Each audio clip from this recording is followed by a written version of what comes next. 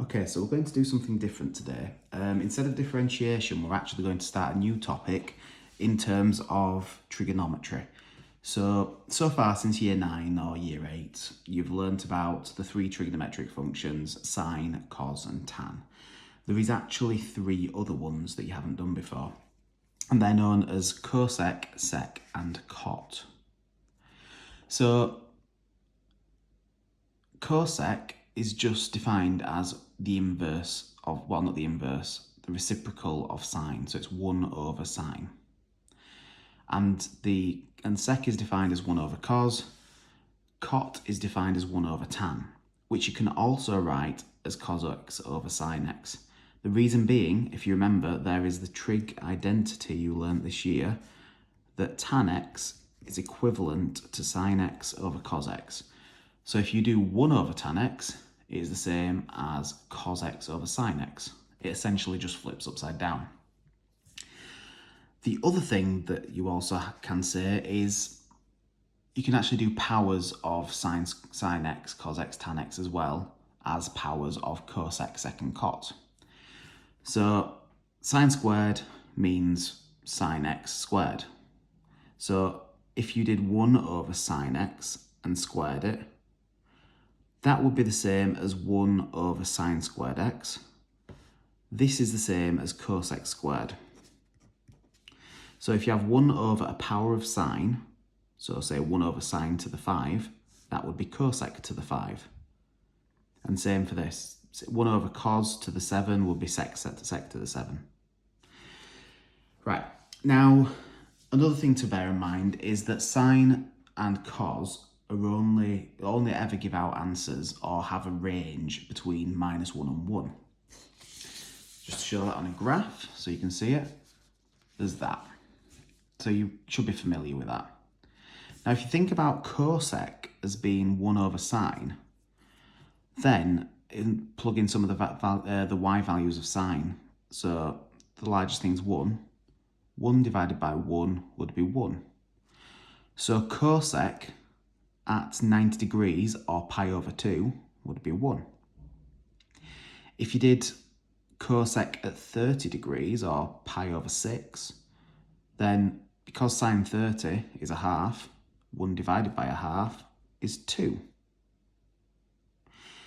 And same thing over here, if you did sine of 150, that is also a half, so that would be 2. So it starts to form a curve looking like that. Now, due to the fact that sine 180 and sine 0 are both 0, there will actually be asymptotes here, because 1 divided by 0 is undefined. But as it gets closer to 0, it tends to infinity. So you'll end up with a shape like this. Now, rather than me sketching out my rubbish version of the graph, if I just move this up, this will be what the graph of cosec looks like. You don't have to worry too much about this set notation and period at the moment. This was just the best image I could find on Google Images, because I don't have any of my PowerPoints that I can easily put on camera. Or Desmos. Desmos is also fantastic. But if you do cos x, there starts at 1, goes to 0, goes to -1, 0, 1. If you do 1 divided by all them values, you end up with a very similar pattern.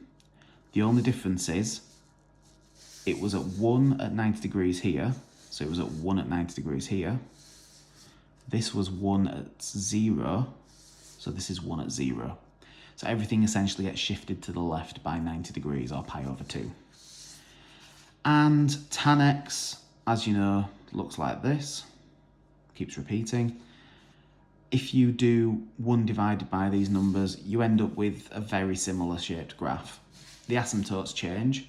So rather than being at -90, 90, 270, they're now actually at 0, 180, 360, etc. And the shape is backwards compared to what it was before. For the sake of what we're going to use this for, I'm just giving you a brief introduction at the moment so you understand what cosec, sec and cot are.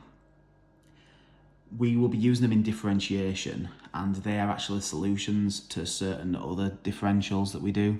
For example, if you differentiate tan x, you will end up with something that involves one of these functions.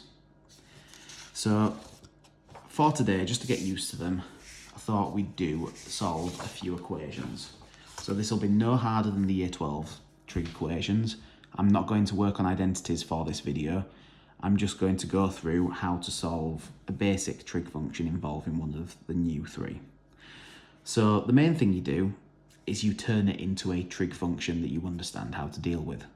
So cosec x is 1 over sine x, and that equals 2.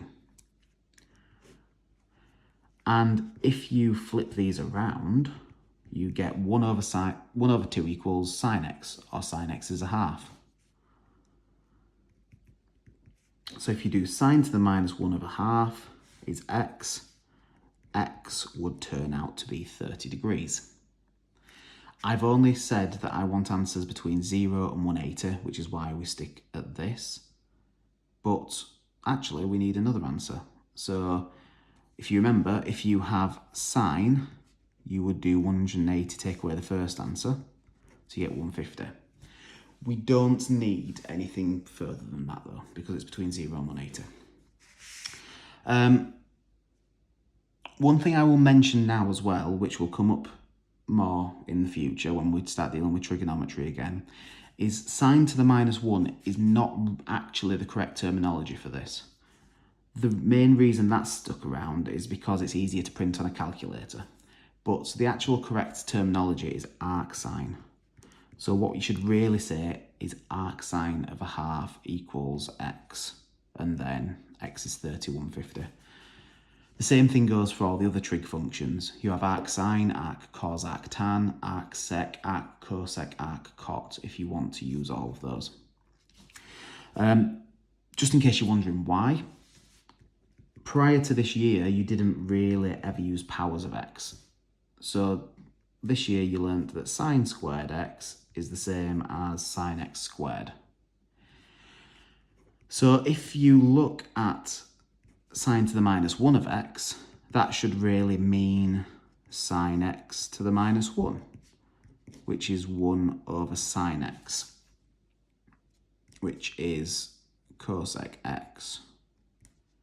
And all of that is a load of rubbish. It's not.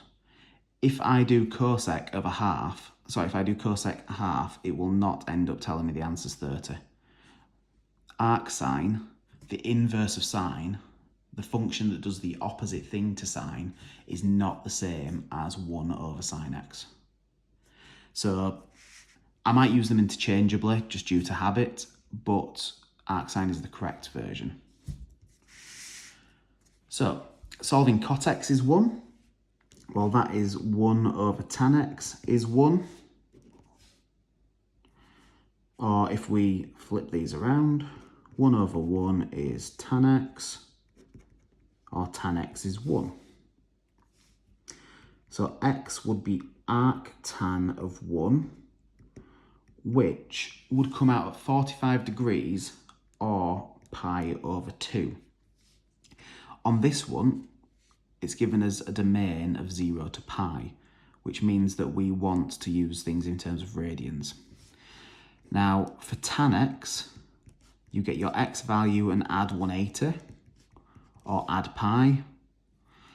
It's probably self-evident, but if you get half of pi and add another pi, that is bigger than pi. So we're done. That is our answer. And finally, I'll do one which involves a few more solutions. So sec of 2x between sec 2x equals 2 root 3 over 3 between 0 and 360. Now, because I'm doing 2x, I'm going to do my answers between 0 and 720 and then half them at the end. So 1 over cos of 2x is what sec x is the same as, is 2 root 3 over 3. If you multiply by cos, well, if we multiply by 3, divide by 2 root 3, and then multiply by cos 2x, you end up with that. Now that might have possibly been a few too many steps in one go for you if you're not as confident with your manipulation. Another way to think about it is if we flip each side upside down, you end up with 3 over 2 root 3, which is that, and it equals cos 2x, because it's cos 2x over 1.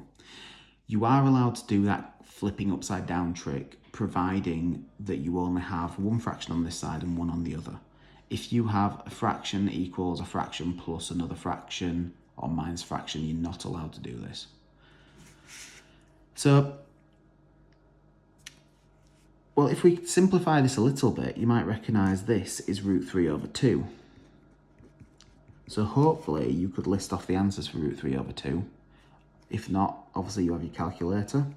So 2x is going to equal arc cos of root 3 over 2, which would give you 30 degrees as your first one. And hopefully you remember that for cos you do 360 minus your value. So your next value will be 330 degrees.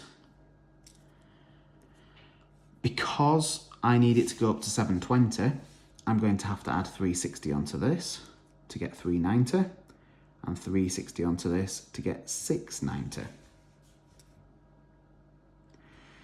So that's all of our values for 2x. But we need our values for x, which means we have to just divide all these by 2. So 15, 165, 195, and 345. So hopefully that's a good introduction to reciprocal trig functions, sec, cosec, and cot. That is about as far as I need you to know for now. Obviously there's a lot more to come. You will have to do trig identities that involve these, etc. But the main thing we're going to work on next is using these in the way that we can differentiate. Okay, see you on the next video.